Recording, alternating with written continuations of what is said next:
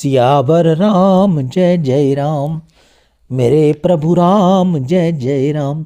जय मंगल भवनिय मंगल हारी, द्रवहु सो दशरथ अजर बिहारी।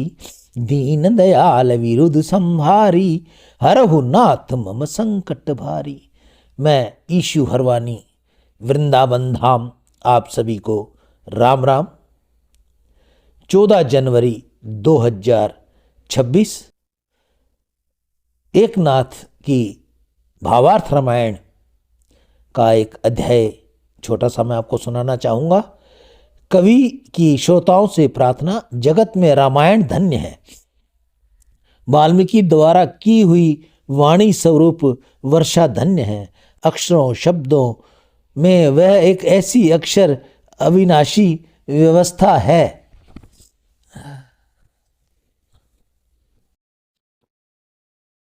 जिससे उसका पठन श्रवण करने के लिए कोटि कोटि दोष व पाप नष्ट हो जाते हैं, उनके महापाप नष्ट हो जाते हैं, उससे कलह संघर्ष दुख नष्ट हो जाते हैं। राम कथा का श्रवण करने पर सुख आनंद महासुख आत्मिक सुख में परिणत होते हुए बुद्धि को प्राप्त हो जाता है। श्री राम चरित्र पवित्र पापी को अति पवित्र पवन बना देता है। श्री राम की वह विस्मयकारी कथा अति विचित्र है। श्रोता यहाँ से आगे उस कथा का आदरपूर्ण श्रवण करें। श्री राम जन्म के अवसर पर लंका में घटित अशुभ घटनाएं। श्री राम अयोध्या में जन्मे तब लंका पर बिजली गिर गई। लंका नगरी के द्वार में भूमि फट गई। त्रिकूट पर नगर में भूचाल हो गया। जब रावण सिंहासन पर चढ़ रहा था तब उसका मुकुट सीढ़ियों पर गिर गया। वायु के आघात से छत्र टूट गया। सभागृह में बुजुर्ग ढह गए। कुंभकर्ण के भवन पर उल्लू गुनगुनाने लगा। इंद्रजीत ने दर्पण के अंदर अपने शरीर के प्रतिबिंब को मस्तक रहित देखा। मंदोदरी का सुहाग चिन्ह स्वरूप मंगल सूत्र टूटकर आग के अंदर गिर पड़ा। जब तक उस स्त्री ने उसे बाहर निकालना तब तक अग्नि ने उसे जलाकर स्वाहा भस्म कर डाला। विघ्नों का इस प्रकार भंवर चलने लगा। उससे रनिवास में बावेला मच गया। इससे राक्षस कुल का विनाश होना सूचित हुआ और निशाचर हाहाकार को प्राप्त हुए। रावण ने भय अनुभव करते हुए कहा, ओहो, नगर में दृढ़तापूर्ण अविचल जमकर रहो, यहाँ से कोई भी दूर न जाए, दिन रात सावधान रहना। राज्यसभा के मंत्री आदि नेताओं ने बहुत आतंक अनुभव किया। अत्यधिक बड़ा संकट देखकर रावण को भय से धड़कन अनुभव हुई।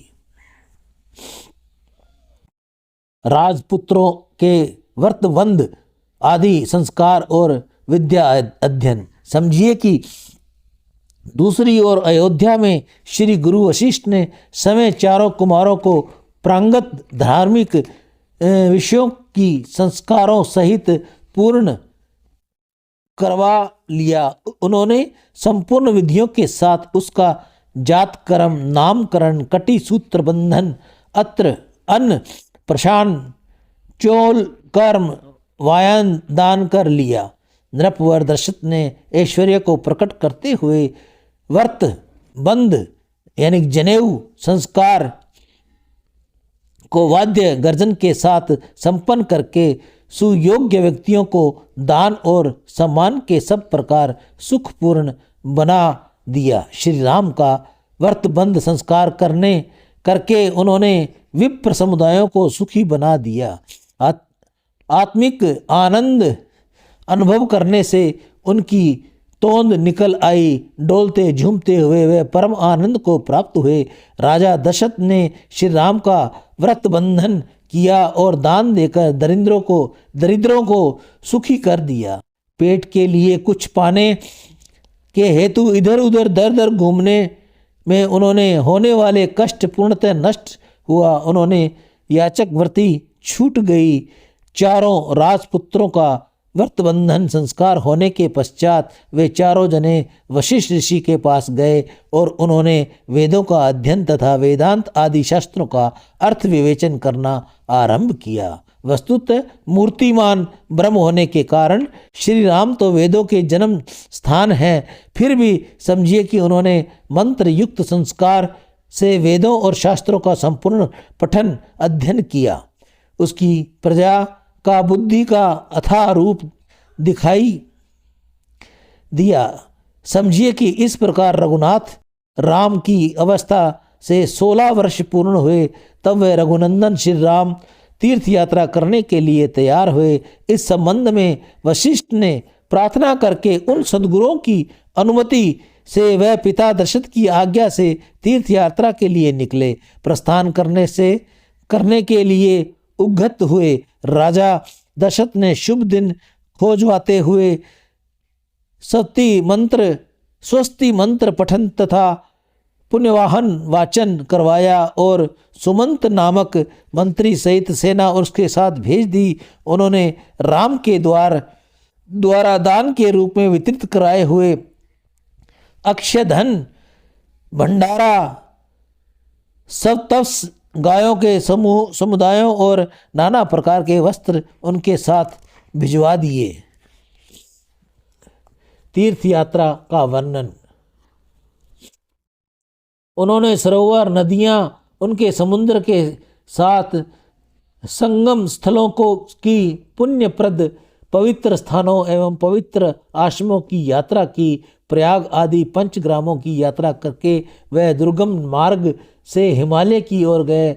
वे बद्रीनाथ और बद्री केदारनाथ के मार्ग के स्थिति 5 प्रयाग तीर्थ स्थलों में गए। वह पंच प्रयाग हैं: देव प्रयाग, शिव प्रयाग, रुद्र प्रयाग, कर्ण प्रयाग, ब्रह्म प्रयाग और 5वां है गुप्त प्रयाग।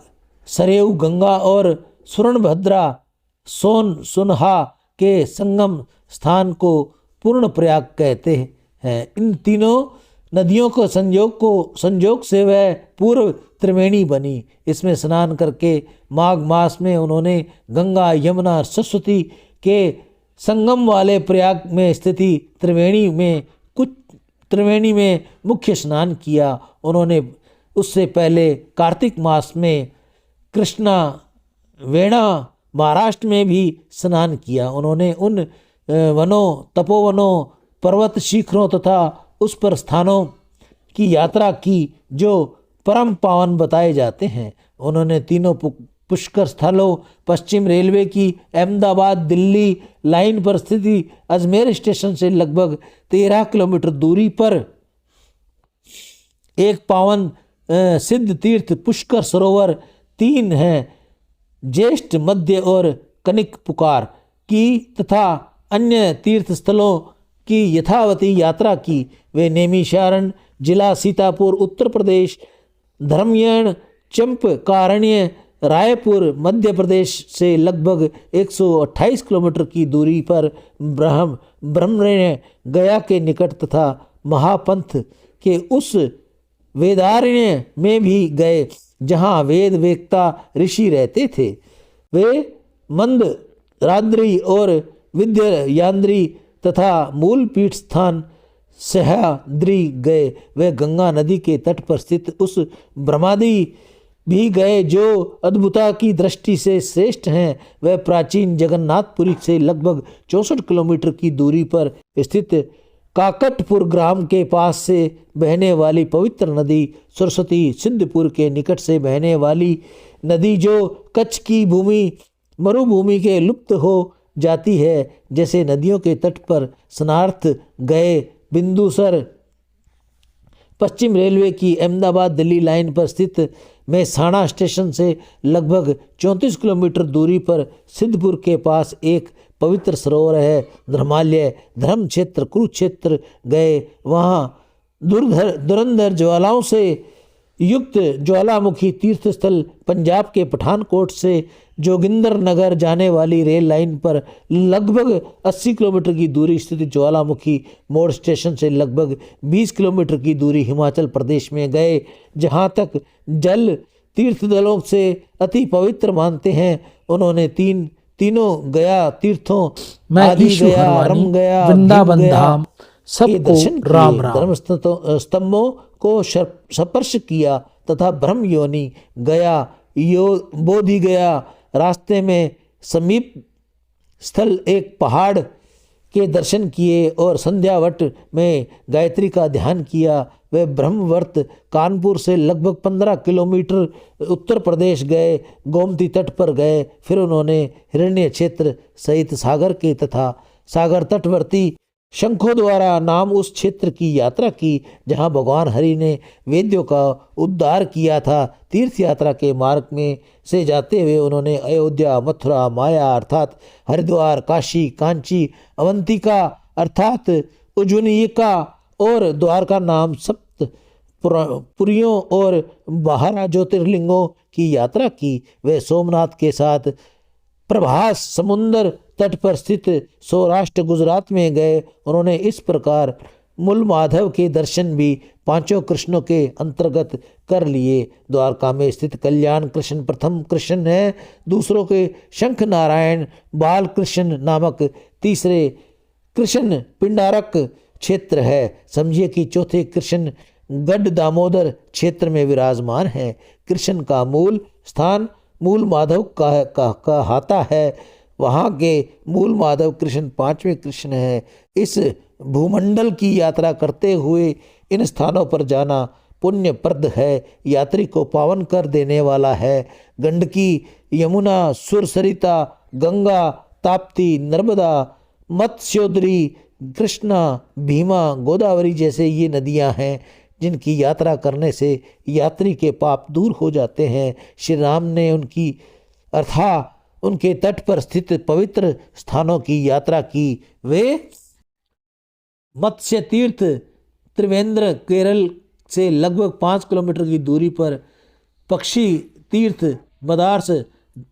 मद्रास धनुषकोटी रेलवे लाइन के चेंगलपट स्टेशन से लगभग 15 किलोमीटर की दूरी है। विष्णु कांची सहित शिव कांची तमिलनाडु के कांचीपुरी अर्थात कांचीवरम स्टेशन से समीपस्थ उसी नगरी में 2 भाग हैं। ये तीर्थ स्वरूप बने हुए हैं।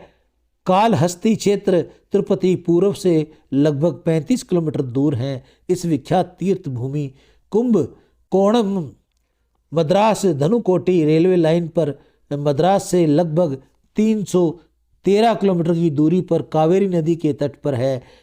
तट पर गए श्रद्धालुओं जनों की यह मान्यता है कि प्राचीन कावेरी, ताम्रपणी, कृतमाला और पेयसीवनी इस 5 नदियों में स्नान करके वे भगवद भजन के भक्ति भाव दृढ़ हो गए। श्री राम ने इन 5 नदियों के जल में स्नान किया। वह कन्याकुमारी गए। जनार्दन क्षेत्र त्रिवेंद्र में लगभग 40 किलोमीटर की दूरी स्थित वर्कला रेलवे स्टेशन के समीप समुद्र तट पर गए। वह शेषशाही भगवान अनंत विष्णु के शयन स्थल तिरुअनंतपुरम त्रिवेंद्रम केरल गए। उन्होंने कावेरी नदी के उभय प्रवाहों के तथा श्रीरंगम क्षेत्र के दर्शन किए। मद्रास धनुकोटी रेलवे लाइन पर स्थित चिनिनापालो अर्थात तिरुचिरापल्ली नगर का एक भाग श्रीरंगम कहलाता है। यहाँ के ऊपर भाग 8 किलोमीटर की दूरी पर कावेरी नदी का प्रवाह 2 धाराओं में विभक्त हो जाता है और धाराएं मंदिर के आगे लगभग 20 किलोमीटर की दूरी पर परस्पर मिल जाती हैं। वह परम पावन अगस्त्य आश्रम कर्नाटक के समुद्र तट पर स्थित गए। देखिए यह एक मान्यता है। सियावर राम जय जय राम, मेरे प्रभु राम जय जय राम। जय मंगल भवन मंगलहारी, द्रवौ सुदशद अजर बिहारी। दीन दयाल विरुद्ध संहारी, हरहु नाथ मम संकट भारी। मैं ईशु हरवानी, वृंदावन धाम सबको राम राम।